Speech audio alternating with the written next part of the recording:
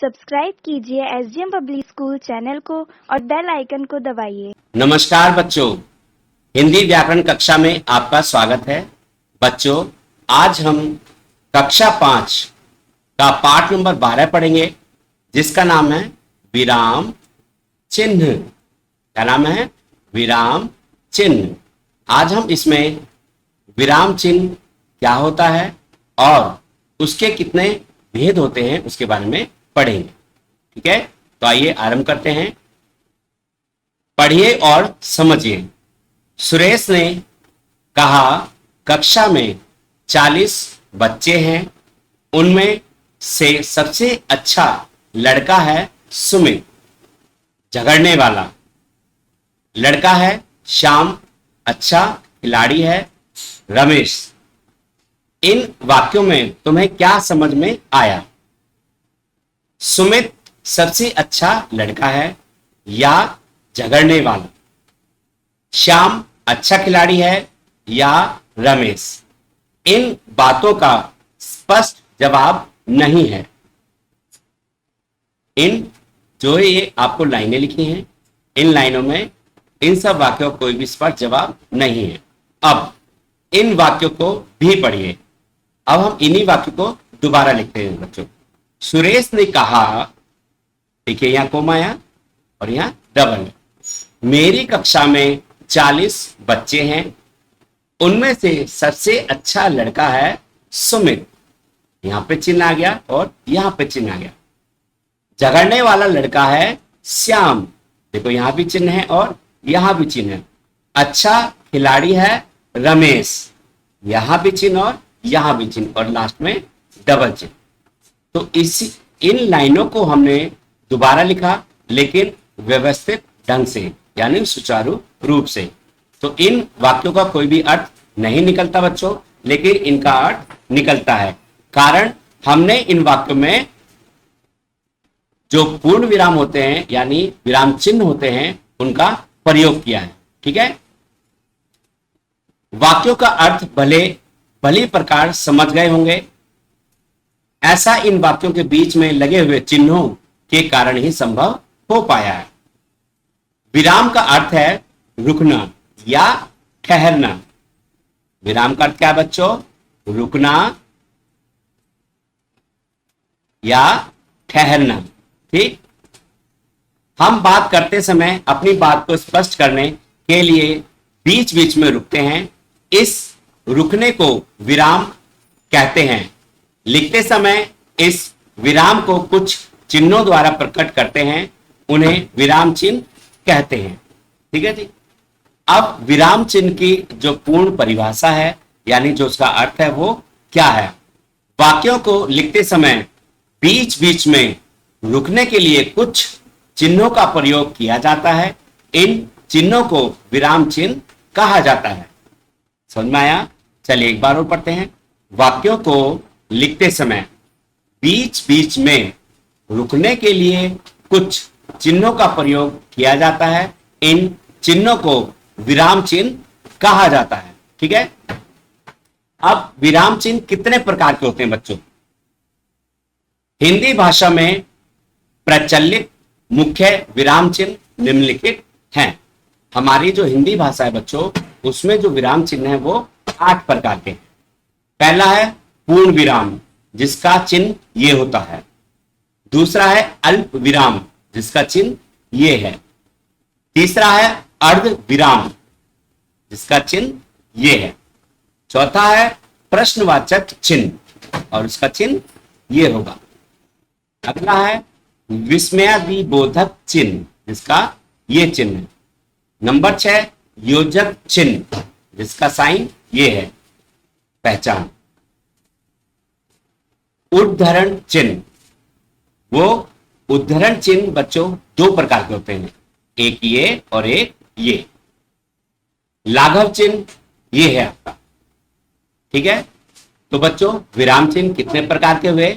8 प्रकार के। ठीक है, आपको ये 8 याद करने हैं अच्छे तरीके से और कॉपी में लिखने भी हैं। अब हम चलते हैं इन विराम चिन्हों के बारे में जानेंगे। नंबर 1 है पूर्ण विराम। क्या है? पूर्ण विराम। जैसा कि इसके नाम से ही प्रतीत होता है, पूर्ण माने पूरा, यानी जब कोई वाक्य खत्म हो जाता है तो उसके बाद इस चिन्ह को लगाया जाता है। जैसे पूर्ण विराम का अर्थ है पूरी तरह रुकना या ठहरना। ठीक है, यह चिन्ह प्रश्नवाचक या विस्मयादिबोधक वाक्यों को छोड़कर सभी वाक्यों के अंत में लगता है। जैसे सुरेश पुस्तक पढ़ता है, तो वह लास्ट में क्या है आपका पूर्ण विराम चिन्ह। मैंने खाना खा लिया, यह भी आपका वाक्य खत्म हो गया, तो लास्ट में क्या आया पूर्ण विराम चिन्ह। पूर्ण विराम चिन्ह कहां पर नहीं आएगा बच्चों? जहां पर प्रश्नवाचक और विस्मयादिबोधक होगा, वहां उसके बाद यानी अंत में पूर्ण विराम नहीं आएगा। नंबर 2 आता है अल्प विराम। क्या है? अल्प विराम। अल्प विराम का चिन्ह यह होता है, अल्प विराम का मतलब होता है कुछ यानी सूक्ष्म यानी थोड़े समय के लिए रुकना। अल्प विराम का अर्थ है थोड़ा रुकना। वाक्यों को लिखते या बोलते समय जब हम बीच में थोड़ा रुकते हैं तो अल्प विराम का प्रयोग किया जाता है। इस चिन्ह का प्रयोग के नियम निम्नलिखित हैं। नंबर 1, वाक्य में एक जैसे शब्दों को अलग अलग करने के लिए, जैसे राम, लक्ष्मण, भरत और शत्रुघ्न 4 भाई थे, तो जब हम चारों का नाम एक साथ लेंगे तो वहां कोमा जरूर लगेगा यानी अल्प विराम। बगीचे में आम, सेब, संतरा, अनार आदि के पेड़ हैं। ठीक है, अब आम, सेब, संतरा तो फ्रूट हो गए एक साथ, तो इनमें गैप देने के लिए यानी हम रुकते हैं बोलते वक्त तो अल्प विराम का प्रयोग करते हैं। ठीक है जी। वाक्यांशों को आपस में जोड़ने के लिए जब हम दो वाक्यों को आपस में जोड़ते हैं तब भी बच्चों अल्प विराम का प्रयोग करते हैं। उसने कहा, क्या कहूं, मैंने खाना भी नहीं खाया। घंटी बजी, बच्चे इकट्ठे हुए और प्रार्थना की। तो यहां आपको ये दिख रहा है आपको अल्प विराम। ठीक है, हा या ना के बाद भी आप अल्प विराम का प्रयोग करते हैं। जब आप किसी को उत्तर हां या ना में देते हैं तो वहां पर हां के बाद अल्प विराम का प्रयोग करेंगे और ना के बाद भी अल्प विराम का प्रयोग करेंगे यानी नहीं। जैसे हां तुम ठीक कहते हो, नहीं उसने चोरी नहीं की, यहां लगा हुआ आपका अल्प विराम। ठीक है। चौथा, संबोधन सूचक शब्दों के बाद रीतु तुम क्या कर रही हो, यानी यहां पर रीतु को संबोध किया गया है। ठीक है। मनीष इधर आओ, तो हमने मनीष को अपनी तरफ बुलाया यानी मनीष को संबोधन किया, तो ये आपके अल्प विराम हो गए। अगला है दिनांक लिखते समय, दिनांक माने तिथि, महीनों के बाद, जैसे 6 जनवरी, अब जनवरी महीना आपका, उसके बाद आपका अल्प विराम आया।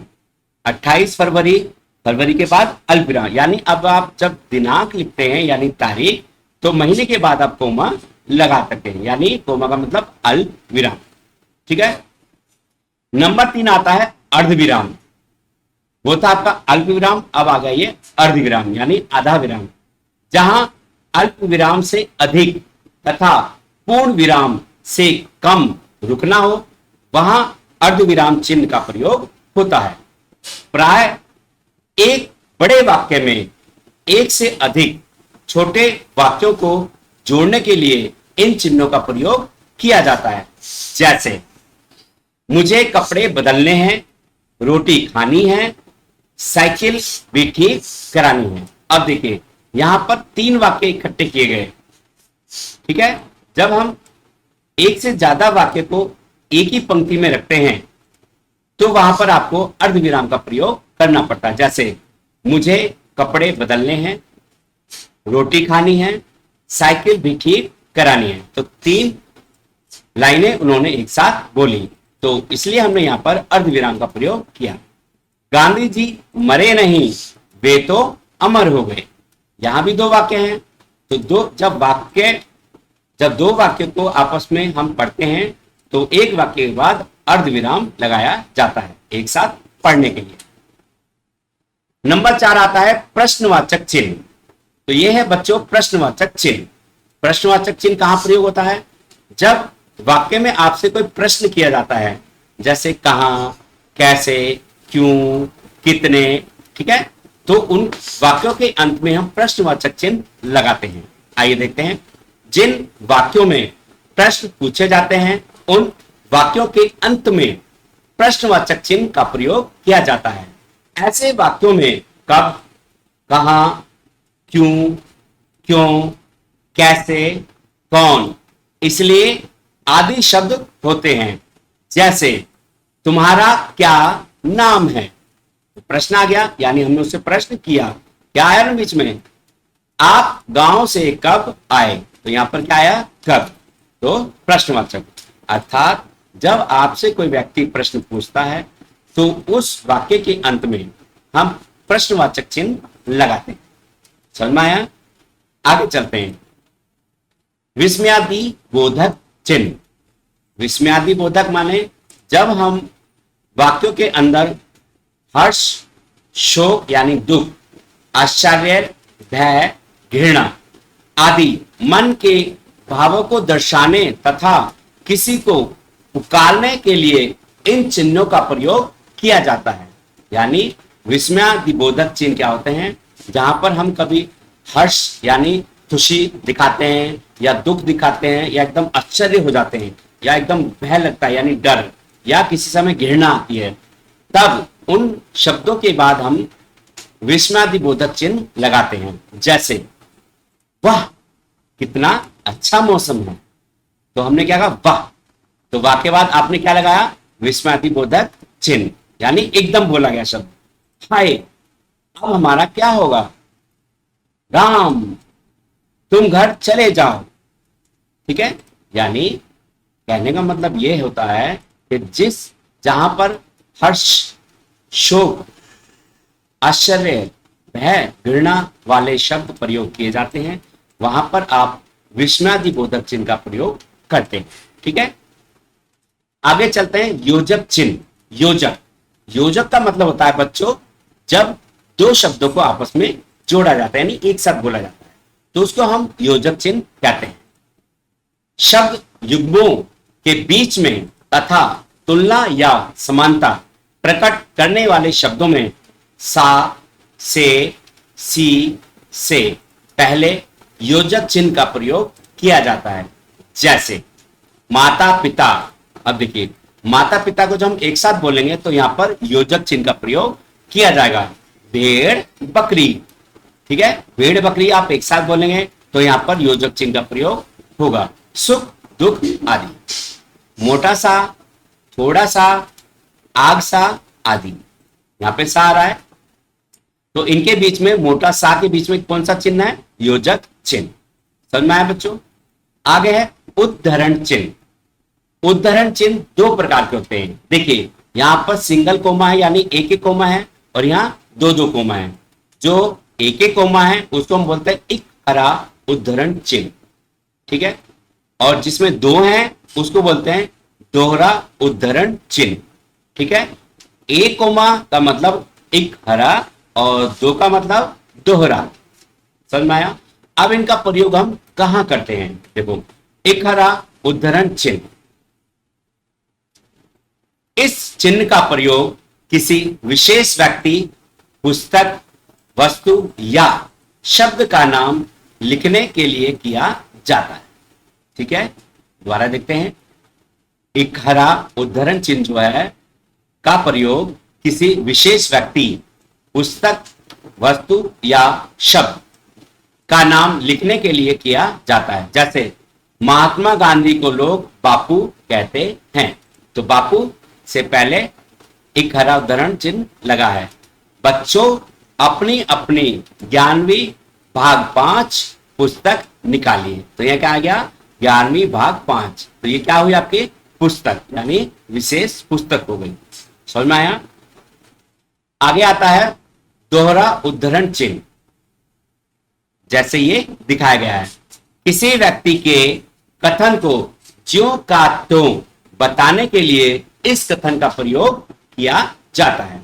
यानी अगर हमसे कोई व्यक्ति कहता है, कोई भी बात बोलता है, तो तो हम उसी बात को जब दोहराते हैं तो वहां पे दोहरा उद्धरण चिन्ह का प्रयोग किया जाता है। जैसे सुभाष चंद्र बोस ने कहा, तुम मुझे खून दो, मैं तुम्हें आजादी दूंगा। तो ये वाक्य किसने कहा था? सुभाष चंद्र बोस ने। लेकिन अब हम बोलते हैं उस वाक्य को कि सुभाष चंद्र बोस ने कहा।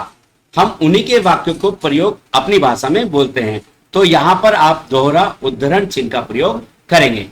यानी जब आप किसी व्यक्ति की बात को दोहराते हो तो वहां पर दोहरा उद्धरण चिन्ह का प्रयोग करते हैं।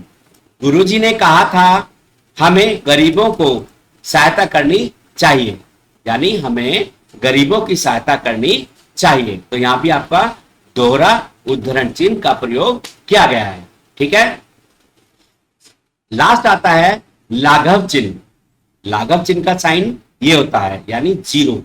ठीक है जी, एक गोल सर्कल। शब्दों को संक्षिप्त का मतलब होता है छोटा रूप में लिखने के लिए लाघव चिन्ह का प्रयोग किया जाता है। जैसे डॉक्टर, डॉक्टर तो पूरा है, जब हम इसको शॉर्ट रूप लिखेंगे यानी छोटा, तो डॉक्टर इस तरह से लिखा जाता है। ठीक है। मौलाना, मोहम्मद, यानी मोह और ये चिन्ह यानी लाघव चिन्ह। पंडित, प, पृष्ठ, प्र। ठीक है। यानी जब आप शब्द का सूक्ष्म यानी छोटा रूप करके लिखते हैं लेकिन उसका अर्थ वही होता है, तो वहां पर आपको लाघव चिन्ह का प्रयोग करेंगे। ठीक है जी। आओ दोहराएं। तो बच्चों, इस पाठ में आपने क्या पढ़ा एक बार देखते हैं। वाक्यों को लिखते समय बीच बीच में रुकने के लिए जिन चिन्हों का प्रयोग किया जाता है उन्हें विराम चिन्ह कहते हैं। ठीक है। दूसरा, हिंदी भाषा में अधिकतर पूर्ण विराम, अल्प विराम, प्रश्नवाचक चिन्ह तथा विस्मयादि बोधक चिन्ह का ही प्रयोग होता है। विराम चिन्हों के नाम इस प्रकार हैं, वो तो अभी आपने पढ़े हैं। तो ये चिन्ह है और ये उसके नाम है। तो आपको ये पूरे नाम याद भी करने हैं और उनका चिन्ह भी आपको अच्छी तरह से देखना है और याद करना है। ठीक है बच्चों। तो इस पाठ को आप ध्यानपूर्वक पढ़ेंगे और याद करेंगे।